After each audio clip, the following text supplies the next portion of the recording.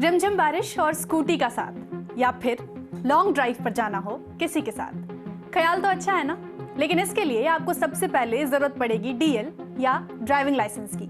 और driving licence बनाना कौन बताएगा? हम बताएंगे। तो ड्राइविंग लाइसेंस बनवाने के लिए आपको 2 प्रोसेस से गुजरना होगा। पहले आपको लर्निंग लाइसेंस के लिए आवेदन करना होता है और तय समय के बाद आप परमानेंट ड्राइविंग लाइसेंस के लिए अप्लाई कर सकती हैं। यानी पहले आपको मिलेगा लर्निंग ड्राइविंग लाइसेंस और फिर मिलेगा परमानेंट ड्राइविंग लाइसेंस। तो शुरुआत करते हैं एप्लीकेशन प्रोसेस से, यानी अप्लाई कैसे करना है। अप्लाई करने के लिए कहीं जाने की जरूरत नहीं है, बस अपना फोन या लैपटॉप खोल लें। फिर परिवहन.gov.in पर जाएं। परिवहन सेवा नाम से एक वेब पेज खुलेगा। वेब पेज स्क्रॉल डाउन करने पर आपको लाइसेंस रिलेटेड सर्विसेज नजर आएंगी। इन सर्विसेज में कुल 4 ऑप्शन दिखेंगे। आपको पहला ऑप्शन चुनना है, यानी ड्राइवर्स/लर्नर्स लाइसेंस का ऑप्शन। इसे सिलेक्ट करते ही एक दूसरा वेब पेज खुलेगा।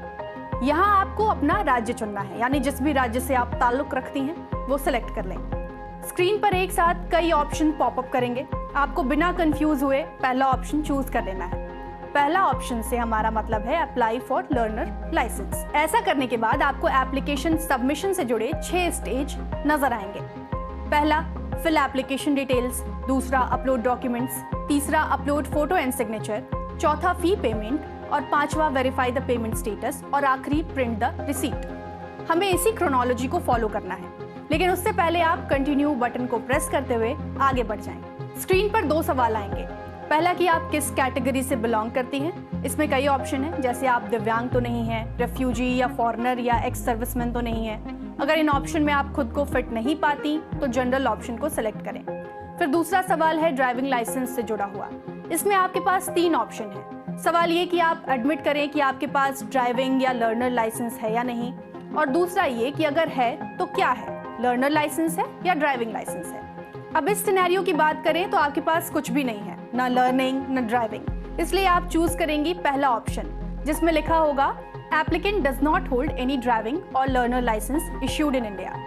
अपने जवाब को सबमिट करें और आगे बढ़ जाएं। Now you have to generate an OTP, यानी वन टाइम पासवर्ड। जैसे किसी भी ऐप मेल को साइन इन करने, यहाँ तक कि ऑनलाइन ट्रांजैक्शन के लिए OTP की जरूरत पड़ती है। इसके लिए आपको अपना फोन नंबर डालना होगा। ध्यान रहे कि आप अपना पर्सनल और परमानेंट नंबर ही यहाँ एंटर करें। मोबाइल नंबर डालने के बाद जनरेट OTP के ऑप्शन को प्रेस करें और फिर अपने नंबर पर आए OTP को यहाँ डाल दें। फिर ऑथेंटिकेट विद सारथी के ऑप्शन को सिलेक्ट कर मूव फॉरवर्ड। अब ऑनलाइन एप्लीकेशन फॉर्म खुल जाएगा। यहाँ से हमें एप्लीकेशन सबमिशन से जुड़े उन 6 स्टेप्स को फॉलो करने होंगे, जिसकी चर्चा हमने ऊपर की थी। तो स्टेप 1 के मुताबिक सबसे पहले हमें एप्लीकेशन फॉर्म में मांगी गई सभी डिटेल्स, जैसे name, place of birth, qualification, नजदीकी RTO ऑफिस यानी रीजनल ट्रांसपोर्ट ऑफिस की जानकारी देनी है। एप्लीकेशन फिल कर लेने के बाद अपने डॉक्यूमेंट्स अपलोड करने हैं। यहाँ आपसे 3 डॉक्यूमेंट्स मांगे जाएंगे। पहला, रेसिडेंस प्रूफ, यानी आपका स्थायी प्रमाण पत्र। इसके लिए आप voter ID card, Aadhaar card, passport, बिजली का बिल या टेलीफोन बिल, राशन कार्ड आदि में से किसी भी एक का इस्तेमाल कर सकती हैं। दूसरी जरूरी डॉक्यूमेंट जिसकी आपको जरूरत पड़ेगी वो है एज प्रूफ। इसके लिए आप बर्थ सर्टिफिकेट, हाई स्कूल 10वीं की मार्कशीट या सर्टिफिकेट, पैन कार्ड आदि में से किसी भी एक का इस्तेमाल कर सकते हैं। तीसरा है आपका ID प्रूफ। ID प्रूफ के लिए PAN card, voter ID card, Aadhaar card, passport, ration card में से किसी भी एक का आप यूज कर सकती हैं।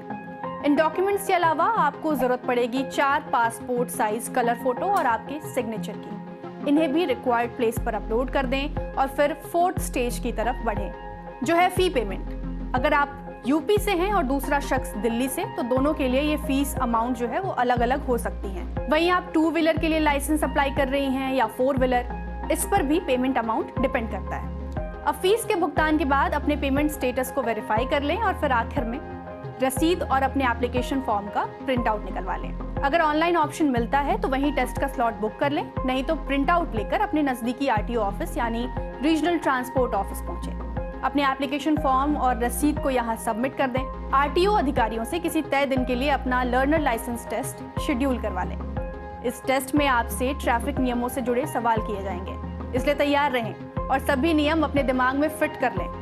मुकर्रर तारीख और समय को अपना टेस्ट देने RTO ऑफिस पहुंच जाएं और अगर आप ये टेस्ट पास कर लेती हैं तो आपका लर्निंग लाइसेंस आपके परमानेंट एड्रेस पर पहुंच जाएगा। अब लर्निंग ड्राइविंग लाइसेंस की हकदार बनने के बाद दूसरे हिस्से यानी परमानेंट ड्राइविंग लाइसेंस की तरफ कैसे बढ़ना है, उसके लिए किन किन स्टेप्स को फॉलो करना है, इस पर बात करते हैं। लर्निंग लाइसेंस 6 महीने के लिए ही वैलिड होता है, इसलिए कोशिश करें कि इस लाइसेंस के मिलते ही अपनी ड्राइविंग को 1 से 1.5 महीने में पॉलिश कर लें और फिर प्रो हो जाने के बाद वापस परिवहन.gov.in की वेबसाइट पर जाएं। शुरू से वही प्रोसेस रिपीट करें। बस दिमाग में ये बात बिठा लें कि अब आप लर्निंग की जगह ड्राइविंग लाइसेंस के लिए अप्लाई कर रही हैं। आपसे आपके लर्नर लाइसेंस का नंबर और डेट ऑफ बर्थ मांगा जाएगा।